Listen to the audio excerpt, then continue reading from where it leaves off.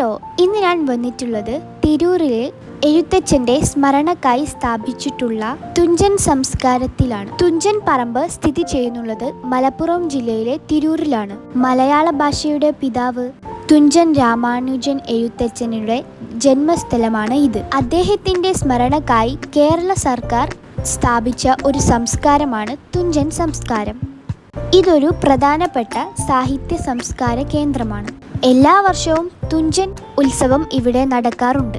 എഴുത്തച്ഛൻ്റെ പ്രധാന കൃതികൾ, കിളിപ്പാട്ട്, താലിയോലകൾ എല്ലാതും ഇവിടെ പ്രദർശിപ്പിച്ചിട്ടുണ്ട്. എഴുത്തച്ഛൻ്റെ ജീവിതത്തിനെയും സാഹിത്യത്തെയും കൂടുതൽ അറിയാൻ വേണ്ടി സഹായിക്കുന്ന ഒരു മ്യൂസിയം ഇവിടെയുണ്ട്. ഇവിടെ നട്ടുപിടിപ്പിച്ചിട്ടുള്ള ഈ തെങ്ങുകൾ എല്ലാതും തകൈ ശിവശങ്കര പിള്ളയാണ് നട്ടിട്ടുള്ളത്. ഇനി നമുക്ക് ഈ മ്യൂസിയത്തിൻ്റെ ഉള്ളിലോട്ട് കയറി നോക്കാം. ഇവിടെ നമുക്ക് വീഡിയോ എടുക്കുന്നത് അലൗഡ് അല്ല. വീഡിയോ എടുക്കുകയാണെങ്കിൽ 50 റുപ്പീസ് കൊടുക്കേണ്ടതാണ്. മ്യൂസിയത്തിൻ്റെ ഉള്ളിൽ കുറേ കാര്യങ്ങൾ കാണാനുണ്ട്. നിങ്ങളൊരു മലയാളിയാണെങ്കിൽ തീർച്ചയായും ഈ മ്യൂസിയം നിങ്ങൾക്കുള്ളതാണ്. ഈ മ്യൂസിയത്തിൽ ഓരോരോ റൂമുകളായി കുറേ കാണാനുണ്ട്.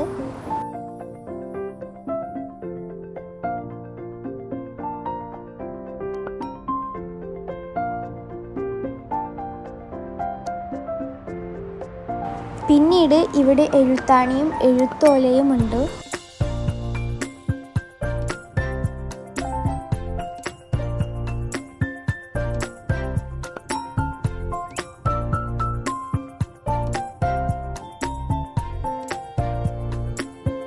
ഞാൻ ഈ മ്യൂസിയത്തിലെ എല്ലാ കാര്യങ്ങളും കാണിച്ചു തരുന്ന ഒരു ഷോർട്ട് വീഡിയോ അപ്ലോഡ് ചെയ്തിട്ടുണ്ട്. അത് കാണാത്തവർ തീർച്ചയായും കണ്ടു നോക്കൂ.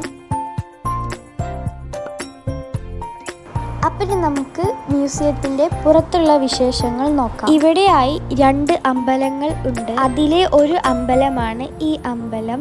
ഈ അമ്പലത്തിൻ്റെ തൊട്ട് അപ്പുറത്തുമായി ഒരു കുളം കൂടെയുണ്ട്. ഈ കുളത്തിലാണ് തുഞ്ചൻ എഴുത്തച്ഛൻ കുളിച്ചിരിക്കുന്നു എന്ന് വിശ്വസിച്ചിട്ടുള്ളത്. ഈ കുളത്തിന് ഗംഗാധാര എന്നാണ് പേര്.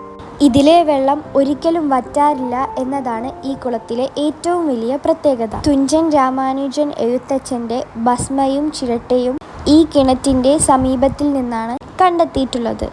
ഇവിടെ ഇതേപോലെ എഴുതി വെച്ചിട്ടുണ്ട്: തുഞ്ചൻ എഴുത്തച്ഛൻ കുളിച്ചിരിക്കുന്നു എന്ന് വിശ്വസിക്കുന്ന ഒരു കുളമാണ് ഇതെന്നാണ് അതിൽ എഴുതി വെച്ചിട്ടുള്ളത്. ഈ കുളത്തിൻ്റെ നേരെ അപ്പുറത്തുമായി ഇതേപോലെ കാണാം. അതിലൂടെ നടന്നു പോയാൽ ഒരു അമ്പലമാണ് നമുക്ക് കാണാൻ വേണ്ടി സാധിക്കുക. അതിൻ്റെ അപ്പുറത്തും ഇപ്പുറത്തും അശോക ചക്ര പോലെ ഒരു സംഭവം ഇങ്ങനെ നിൽക്കുന്നുണ്ട്. അത് എന്താണെന്ന് എനിക്കറിയില്ല. അപ്പോൾ ഇതൊക്കെയാണ് ഇതിലൂടെ പോയാൽ കാണുന്നത്. കുളത്തിൻ്റെ അപ്പുറത്തായി കാണാൻ സാധിക്കുന്നുള്ളത് ഈ ഒരു അമ്പലമാണ്. ഈ അമ്പലത്തിൻ്റെ മുകളിൽ ഷീറ്റ് ഇട്ടിട്ടുണ്ട്. ഇനി നമുക്ക് വേറെ ഭാഗങ്ങളെല്ലാതും നോക്കാം. അതിലൂടെ കുറച്ച് നടന്നു പോയാലാണ് ഇങ്ങനെ കാണാൻ വേണ്ടി സാധിക്കുക.